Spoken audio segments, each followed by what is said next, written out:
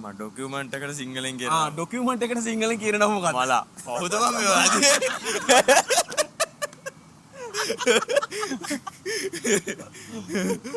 මොකද ඩොකියුමන්ට් එකට සිංහලෙන් කියන්නේ? මං ගාව තියෙනවා ඩොකියුමන්ට් වගේක්. පොඩ්ඩක් ඇවිල්ලා චෙක් කරන්න. අපි කියනව නේද? ඩොකියුමන්ට් එකට සිංහලෙන් මොනවද කියන්නේ? කවුද ඔකට සිංහලෙන් කියන්නේ දැන්? ඔබතුමාගේ නම කියන්න. අභිෂේක්. අභිෂේක් ගන්න ප්‍රශ්නයක් තියෙනවා.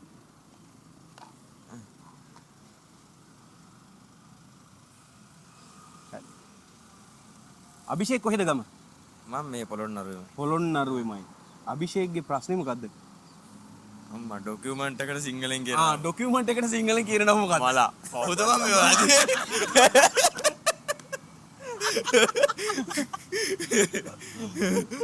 මොකද ඩොකියුමන්ට් එකට සිංහලෙන් කියන්නේ? මං ගාව තියෙනවා ඩොකියුමන්ට් වගේක්. පොඩ්ඩක් ඇවිල්ලා චෙක් කරන්න. අපි කියනව නේද?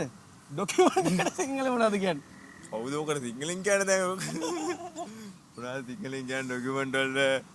මොනවද සිංහලෙන් කියන්නේ? අවදාවත් සිංහලෙන් කියලා නෑ. සිංහල දන්නේ නෑනේ. ඒ රට කියන්නේ ඉංග්‍රීසි දන්නේ නෑ කියලා. ඒ වුණාට කියන්නේ ඉංග්‍රීසි දන්නේ නෑ කියලා. කතා කරන්නේ මේ ඉංග්‍රීසි. මොකද ඔයා මෙහෙම හිතන්නකෝ. දැන් සාමාන්‍යයෙන් ගමේ ඉන්න ආච්චි කෙනෙක් ඇහුවාම ඔයා ඉංග්‍රීසි දන්නවද කියලා දන්නේ නැහැ කියන්නේ. හරිද? එතකොට ඔයා හිතන්න දැන් එයාගේ දුවගේ ගමට යනවා කියන්නකෝ. එතකොට පුතා ඔය කණ්ණාඩිය ගන්න මට මේකප් එකක් දාගන්න ඕනේ. මොකක්ද දාන්නේ? මේකප් එකක් දාන්න. ඊට පස්සේ මගේ සාරිය පොඩ්ඩක් දෙන්න. මගේ ඩ්‍රෙසින් එක කොහොමද?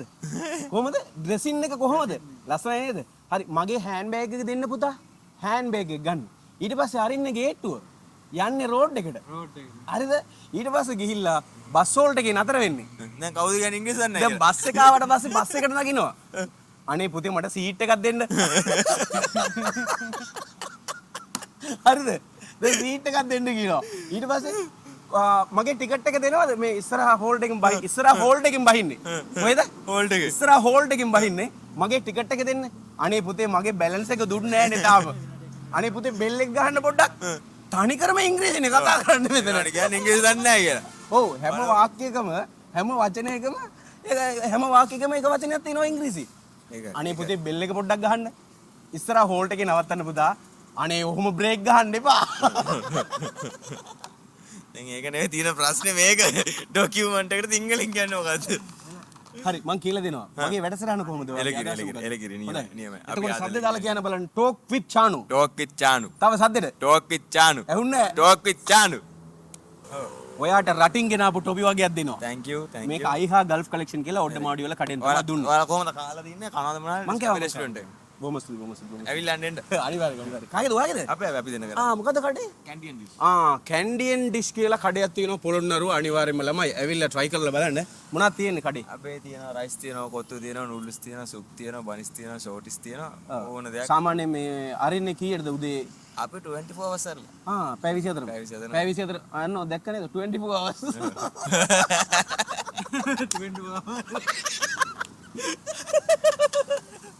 24 hours අරලා තියෙන්නේ. පැය 24 මාරින්නේ.